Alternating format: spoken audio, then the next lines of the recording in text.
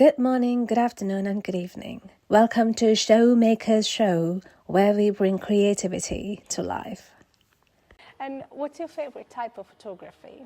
So I would say my photography kind of like most closely aligns with like a kind of like a lifestyle photography, and a lot of my photos on my Instagram that I share, it's like a postcard scene, like something you'd expect to see, like you've visited another country and you want to take a postcard home, like that sort of, I'd love to like see my photos on like a postcard. That's kind of like that kind of landscape, nice light, somewhere like, you know, human elements to it, someone walking down a road. Like I really like to align my work with that. And if I can get paid to do that, for example, when I went to the Amalfi Coast in Italy with Osprey last year, went to like this place called Positano, which is the most gorgeous beach I've ever been to, and being able to take photos for Osprey with their backpack range, kind of lifestyle. It's like a lovely scene. You've got people wearing the backpacks, products. I like to align my photos with that. So that kind of lifestyle photography with outdoor nature elements is probably closely aligns with my work. And weddings kind of fit into that as well, because you're telling a story, like a lifestyle story. These two people getting married, you're telling the story of their love, but it's outdoors, the elements and all that sort of stuff. So if people are not into making money or work in weddings, if they wanted to work for nature photography, how can they market themselves, or how to reach out to people? Or there is money in like genuinely selling your photos and the license of your photos or prints of your photos. There is really good money. So it's not something I've done yet, but I really want to explore the sort of photography that I take. Like I might take a landscape of a mountain in Switzerland, and I would love to be able to make money by selling the license of that photo to travel agencies. And I just need to find the right, like I've mentioned before, the networking and having the right connections. At the moment, I don't have a connection at like a travel agency or something, but if I did and I made that connection eventually, I would go about selling the license of that photo. So for example, you could say to this travel agency, look, here, I've got a really picturesque photo of a mountain, and I noticed that you're trying to sell holidays to Switzerland at the moment. I'll sell you the license of this photo, that you can use it for 3 years, but I'll charge you like £1,000. Because realistically, all it takes is them to use that photo once, and someone sees that photo and goes, wow, I really want to go to Switzerland now. One holiday, they've made their money back off that photo. So you can make, you can make really good money by selling licenses of photos to certain companies. And as well as that, I also, I have my own website. I sell prints of my photos.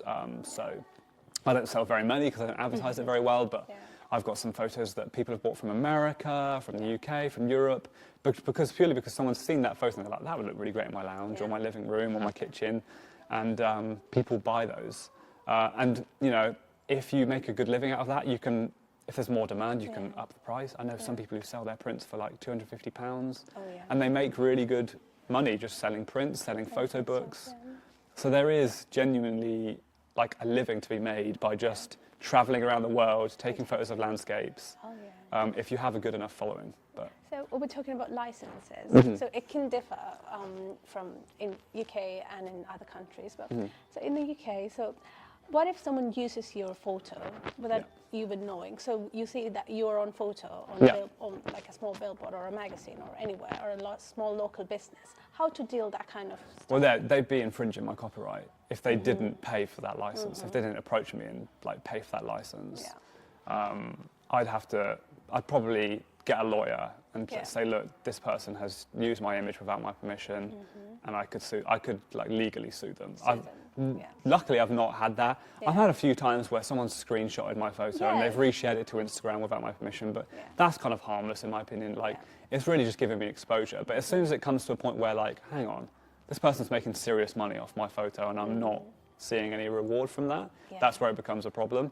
But you can use certain like protections, like obviously you don't give out like high resolution images without an agreement, and I usually, if I'm working with big brands, I've got like an agreement in place where they can only use that photo if it's them using it. They can't share it with any other third party and that sort of stuff. So it's worth kind of reading up on those sort of like that sort of legal side. But thankfully I've not run into any issues. And if I did, I would probably approach someone for help, be like, what do I do here? Because this is not good. we talked about Frames of Ben earlier.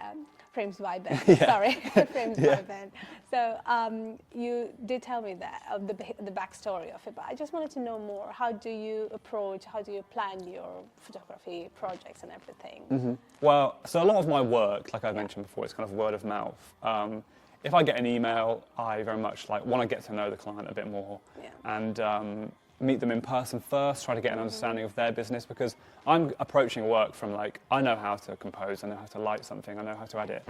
But a lot of the time I'm going into something where I don't know anything about their industry that I'm capturing, so trying to understand that first is really important. And I would say that after you've got that understanding, that's when you can start to kind of gauge with the client how you're going to light the scene, how you're going to put it all together. So that pre-production is really important. And I find that before a project starts, usually there's a good bit of back and forth. It's genuinely when it comes to actually working with a client, the actual production side usually is the shortest amount of time that's taking part. Let's say if I have a one-day shoot, usually that's 2 or 3 days of editing and like at least a couple days of pre-production as well. And that can stack up if it's 2 or 3 days of shooting as well. If it's not paid work, if it's not like something that I'm being paid to do, a lot of the time I like to just literally grab my camera, which I've literally brought with me today. I literally try to just like have my camera on me at all times. If I'm going out with my friends, just have a camera. If I've just spotted a really nice sunset, I've always got my camera on me. Or with my friend Luke, for example, I might just say, hey, should we just head down to New Forest today, just see what we see, just take some photos. I try to be quite like relaxed about it usually. Like if I'm taking photos myself, I'm very documentary in the sense that I just like to go somewhere and see what I see and try and make like a scene out of anything. I think there's a real talent in that, where you can just rock up to a place and make good photos. You haven't like planned anything. That's why I quite like to separate between my work and just like my personal kind of like photography is like very much like it's relaxed. I'm trying to incorporate a bit more of like planned stuff in my personal photography as well, whether I'm working with models or just like actually staging a shoot. But yeah, there's a very much like a divide between paid work and just personal work. There's pre-production and just winging it. Yeah. So, what the works that you had done, which one was the most hardest job that you did? The hardest job? That's a good question. I've not really had like any shoots where I've been like, oh my God, this is like really stressful. I'm worried about how this is going. I've had previous clients who've been difficult. Like I've had my fair share of clients who have been hard to work with. Not in the sense that like on the shoot I've been like, wow, this is a really hard shot to compose. This lighting's really hard to work with. Don't get me wrong, not all clients have great like setups. Sometimes you've got to, there's a phrase, you can't polish a poo. Sometimes you rock up on set and already it is poo. And you've just got to do your best to capture what's there. That's kind of that run and gun style. But what I'd say is more difficult is like dealing with difficult clients who aren't willing to give you leverage, or they're not willing to be adaptable, and they want the world for like really cheap. That's when it starts to become really difficult. And sometimes I've just had to let go of clients like that because it's just not worth your time. And you can sometimes get I've actually now started to build kind of a list of red flags. If I've got an email from a client and they're showing those red flags like, hey, we want this done, we want it by next week, we want it for this budget, I'm like, not even worth my time, because I've been there. And kind of clients who you think are going to be really good, but then they're like turning their nose at quite short money, and you're like, this is just not worth my time anymore. That's where it starts to become difficult. But you learn to avoid those difficult clients, and thankfully over the last sort of year or so, I've been quite lucky. And the most adventurous, or the one that you really loved? I've recently been working with Osprey, so they're like one of the largest kind of backpack brands, and I would say my work with them has just been really, really fun. I'm hoping to continue working with them over the next couple of years as well.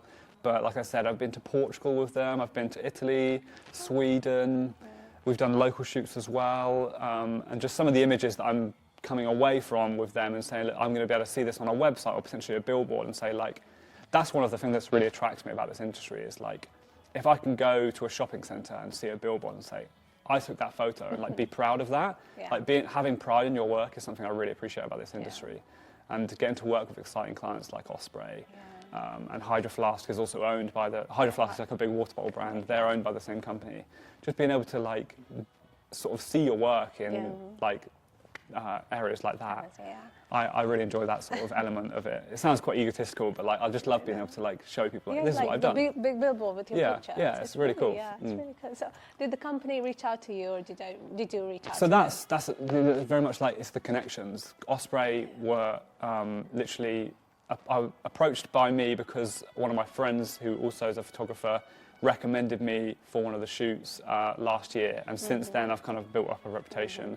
And it just so turns out that like the lead marketing guy at Osprey in Europe literally went to my high school. Yeah.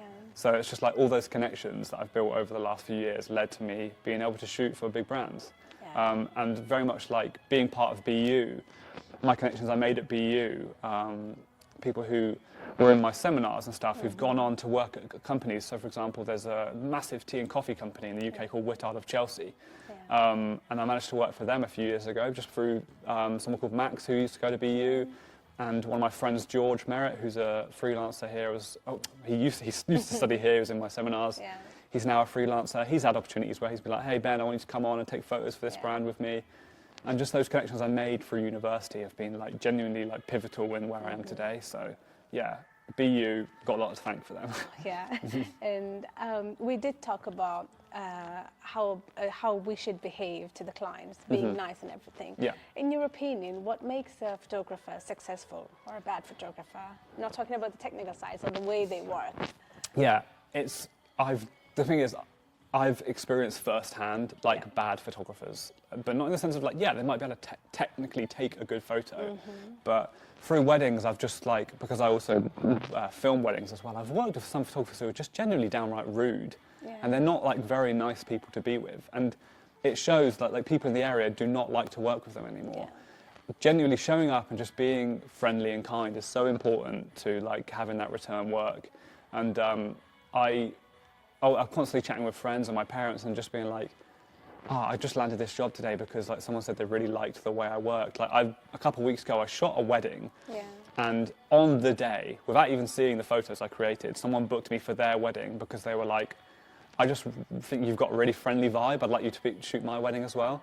So just like genuinely being friendly with people is just so important. And we're going to get into the geeky side of photography. Yeah, I love that. I'm a big nerd.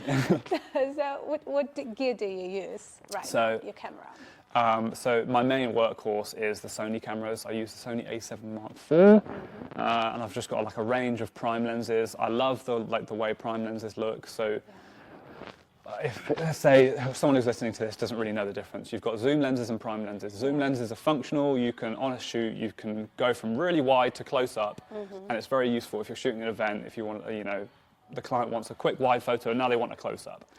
It's very functional, but prime lenses have a certain look to them. You can get even lower light, you can get more of a blurry background. They're much sharper, they have character to them, and I think that kind of, my style of photography leans more to like having that character and that kind of like look. It has like a cinematic look to it, and that very much comes down from the prime lenses that I shoot. Yeah, they're more expensive, but I make that money back by investing it back into my business. So yeah, the Sony cameras with G Master prime lenses, that's very much my bread and butter. And I've recently just bought, I've shot over there, but I've recently just bought a Fujifilm camera. So they've got like the Fujifilm line have the X100 literally just like a little prime lens. It's like you could fit it in your pocket, and I take it everywhere with me. And the oldest camera, which one do you use? So I've got film cameras as well. Really? Yeah. It's technically my oldest camera because it came out in the 90s, but I like to shoot 35mm film. I've got literally like a little point-and-shoot film camera that's like smaller than your phone, but it takes amazing photos. I took it to Switzerland. Basically everywhere I go abroad, I take it with me, and like some of the nicest photos I've actually taken have just been on a little point-and-shoot camera, no settings, just open it up, press the shutter button, and it takes amazing photos. But that camera is probably about 30 years old. And the difference between, not the difference, the difference that you feel between film and digital cameras? Well, what I love about digital is I love actually taking a photo in RAW, putting it into Lightroom, and really just being able to like spend a whole hour on a photo to like tweak it and get it to the point where I'm really happy with it. Film is literally just, you choose a film stock, take the photo, and it's done. So there is that kind of side of photography as well that I really like, where it is literally just like compose a shot and you're done. Because sometimes editing, whilst it's fun, it can be monotonous, and having that side where you can just take a film shot and it's like, it already looks great out of camera, keeps it fun and interesting, I find. So that side of film, that instantaneous side, I really enjoy as well. Yeah, and the editing suites you use, the one that you love the Lightroom, yeah. So Adobe Lightroom is kind of like, that is most photographers' bread and butter, really. It's just got the most, for me, functionality. I can, if I'm shooting a wedding, I shot a wedding the other day, I had 7,000 photos, and it's just got really, really nice functionality to be able to go through and sort through all those and have an edit that you can paste on to others. Yeah, there might be other software that does that as well, but I find Lightroom works best for me in my workflow. Yeah, and the one that you would never use again? Well, it's got a really weird name, but before I could afford to pay for the Adobe suite, this was actually even pre-uni. There was this software I used to use called GIMP. I don't even know if it's still called that, but it was like a Photoshop and Lightroom software that was like free, and that was terrible. And I'd always just pay for good software. Don't cheap out. That's what I'd say. And would Lightroom be really easy for a new person? Yeah, well, Lightroom's got two different versions. You've got Lightroom Classic and just Lightroom, like basically like Lightroom Mobile, and it's just called Lightroom CC, which is very much like, it's got like a fresh kind of modern coat on it. Looks like really easy UI, very easy like you to use. Lightroom Classic is more like for the professional. So if you want to get into learning how to edit photos, I would recommend using Lightroom Mobile or Lightroom CC. It's much more like user-friendly. User-friendly, like editing on your phone. Yeah, exactly, yeah. Okay. So if I ask you about recent project, future one that you're really excited about, is it okay if I ask you? What do you mean, like a recent project? Like you're going to be doing recently upcoming that you're really excited about? I don't really have like, the nature of my work is very much like, a lot of it is... Or travel, maybe? Yeah, you could ask me about that. Like genuinely, in September I've got like another like maybe 3 or 4 shoots, but they're not like that exciting. Yeah. I've not got anything in October. I'm like, I can't wait to do that. Like sometimes it's literally I get an email like a week before being like, Ben, are you free? We'll do this shoot. So other than that, like I'm going to Gran Canaria, which is an island near Africa. I can ask about that. I'm going to travel. And I'm just going to travel there and take the X100 and just take photos. I'm quite excited about that. Okay, yeah. I'm going to ask that. Okay. Oh, I didn't ask you about regret, have I? Did I? To be honest, I read that and it sounds cliche. I don't really have any regrets. Really. Yeah, we're talking about your Instagram pictures earlier and the wedding works that you do. So if a client reach out to you and says exactly the polar opposite of what you're doing, would you be able to do it for them? I would say like, I'm quite happy. I've always said to clients, like, whatever the shoot is, as long as it's not really weird and raunchy, I'll take it on. Like, I shoot, like this year, for example, I had to travel all the way to Birmingham to shoot like some branding photos for like a chainsaw company. I've never done anything like that before. Chainsaw? They were just recommended to me by someone else, like a friend of a friend knew them, and they were like, we really like your work. Can you do this? I was like, yeah, maybe I've never shot tree surgeons before, but I'll give it a go. And I do like to make sure, like, if the brand has an existing brand image and they've already got a style, but they want to use my work, I'm quite happy to be adaptable. Yeah, I've got like a warm, nostalgic feel to my photos, but if a brand wanted real like crunchy, moody edits, like they were like a real like army, like we're manly, all that sort of stuff, I would very much be happy to like sort of tailor my style more towards that. I think it just adds more of a challenge if you like. If you're a photographer who can adapt and you're not just limited to like one style, it makes you more impressive. So yeah, if a brand came up to me and was like, we want a more moody style, then I'll definitely give it a go. Different style, yeah. And do you have any plans for your next 5 years? Within the next 5 years, I would love to like own my own property. I'd be able to say that I basically saved up for a house. Purely by starting my own business and working with my own business and saving enough I think that would be a real achievement, even though the housing market in this country is pretty rubbish, but I think it would be great to be able to do that. In 5 years, I'd love to have more brands under my kind of belt that I've said, hey, I've worked with Osprey, but I've also worked with this really cool brand and this really cool brand. I'd love to be working on like a larger scale, bigger day rates, making loads of money, and also expanding on my wedding business as well. At the moment, I only shoot probably about 5 weddings a year. I'd like to be kind of recommended in this area where I'm shooting maybe 15 or 20 a year. I'd just like to be at a point where I'm very happy with my income. Yeah. I'm still flexible and adaptable. If my friends want to go on a trip somewhere, I don't have to be like, oh, I'm really locked into this. I still have like lots of free time. Yeah. That's the nature of what I really like about this industry, is you can earn really good money, but you don't have to be locked in Monday to Friday, 9 to 5 every week, and you only got 28 days of holiday a year. The great thing is you can literally earn 2 months of wage within a couple of weeks and then take off like 2 weeks of work. Yeah. So yeah, within 5 years, I'd like to be really comfortable, have my own house, working with exciting clients and expanding my wedding business. And the COVID was when the weddings and every work plummeted. Oh yeah. How did you dealt it? So at that time, I wasn't shooting weddings by myself, but I was still working with Dan, who I mentioned earlier. And me and Dan, our weddings completely stopped for about 7 or 8 months. I actually remember I was at a wedding on the day that Boris Johnson announced, right, we're going into lockdown next week. Everyone start isolating from everyone. And I remember watching it on my phone, surrounded by 120 people from London, because they were all in Dorset for a wedding. And me and Dan looked at each other like, oh God, we're screwed. We've definitely got COVID. We didn't, but we were quite scared that we were just surrounded by all these people, and there was like people coughing. We were like, stay away from me.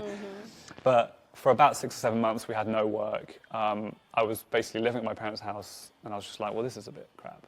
But after we came out of lockdown, the wedding industry was really halted, but they were still allowing weddings. I remember shooting a wedding of 12 guests wearing a mask, just like in the corner. Everyone was wearing masks. It's such a weird time. I'm glad to have like kind of been out that time now. But it was really weird, yeah. And you're a wedding photographer. We know that. So when you hire a photographer, maybe for your wedding or a wedding in your family, what do you look for in a photographer when you hire them? I mean, I've drilled this down so many times in this interview, but like someone who's friendly and like just easy to get along with. I don't want someone who's like quite bossy and like really wants their own way. I really like that kind of documentary style where they kind of blend into the background. The overly like, oh, please stand here and do this pose, because it's like, I find the photographers who are really bossy and they tell you to do this particular pose. Look there, look here, it's look very at the much, camera. yeah, it's very much like it's their day. Oh, it's my day to take your photos. Whereas like my style is like, you've got to document what's happening on the day. Don't overly try and direct scenes. Just let stuff happen and document it as it happens. So if I was getting married, or when I get married, I'd like the photographer I would hire to be very much like aligned with that as well, where they're not trying to push certain things to happen. They just let things happen and document it in the best way. That's the best way to like be a wedding photographer, in my opinion. Oh yeah. And I think we're at the end of the interview. That's last Well, it's been a question. pleasure. So any projects or any personal projects or travels that you're really excited about, or to take pictures? So coming up, I've got a trip booked in a few months. I'm going to Gran Canaria, which is like a Spanish island in the Canary kind of islands near Africa. I've just recently bought a new camera, the Fujifilm. I think you love it. You've been mentioning it a lot. I keep turning around like it's still there, isn't it? But yeah, it's a great camera. I'm really excited to just travel to a warm country and just see what I can document.